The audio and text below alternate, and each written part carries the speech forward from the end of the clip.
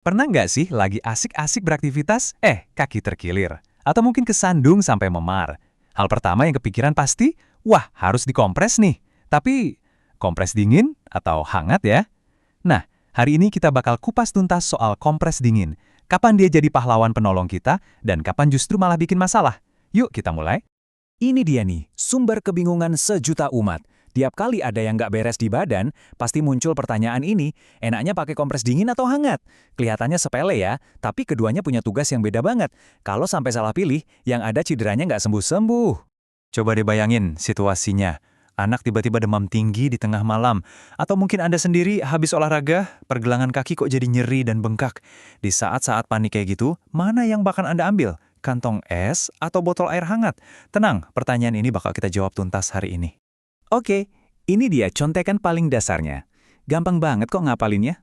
Anggap aja kompres dingin itu tim pemadam kebakaran buat cedera yang baru kejadian, yang masih merah, bengkak, meradang. Nah, kalau kompres hangat, itu ibarat selimut yang nyaman. Tugasnya buat meredakan demam dan melemaskan otot-otot yang tegang. Beda fungsi, beda tugas. Nah, ini. Tolong dicatat baik-baik ya, karena ini mitos yang paling sering salah kaprah. Banyak banget yang mikir kalau badan panas, ya harus dilawan pakai yang dingin-dingin.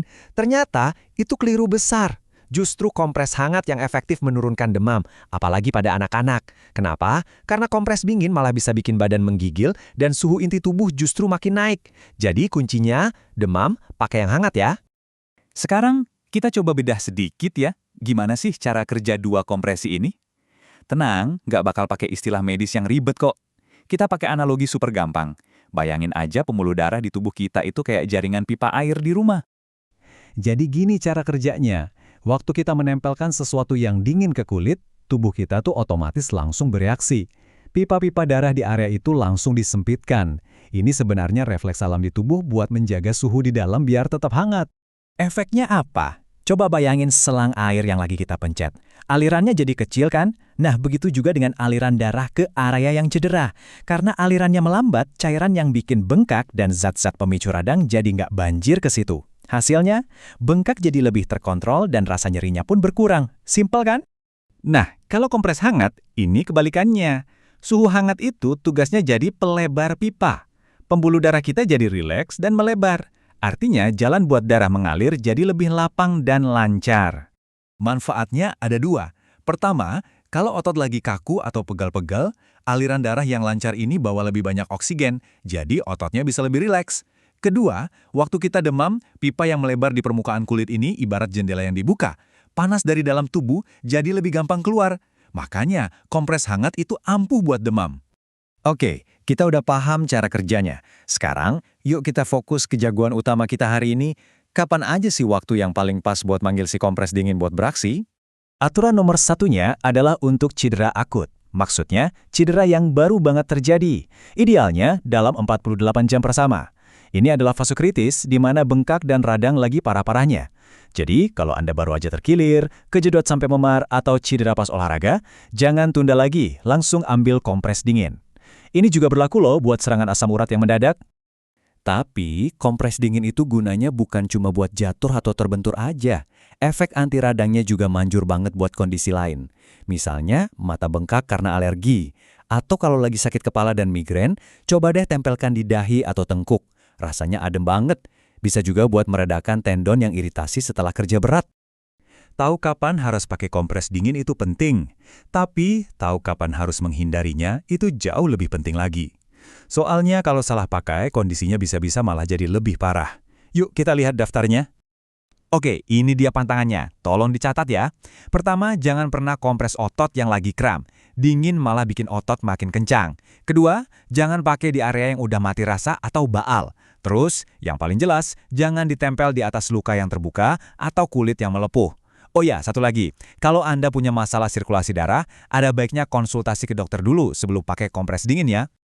Oke, sekarang kita udah tahu kapan boleh dan kapan nggak boleh. Pertanyaan berikutnya, gimana cara pakainya yang benar dan aman di rumah? Gampang kok, ini dia langkah-langkahnya. Caranya simple banget.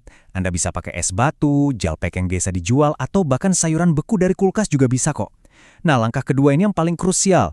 Wajib dibungkus pakai kain atau handuk tipis. Kalau udah, tempelkan pelan-pelan ke area yang cedera selama 15-20 menit. Udah, jangan kelamaan. Nanti bisa diulang lagi setiap 4-6 jam kalau masih perlu.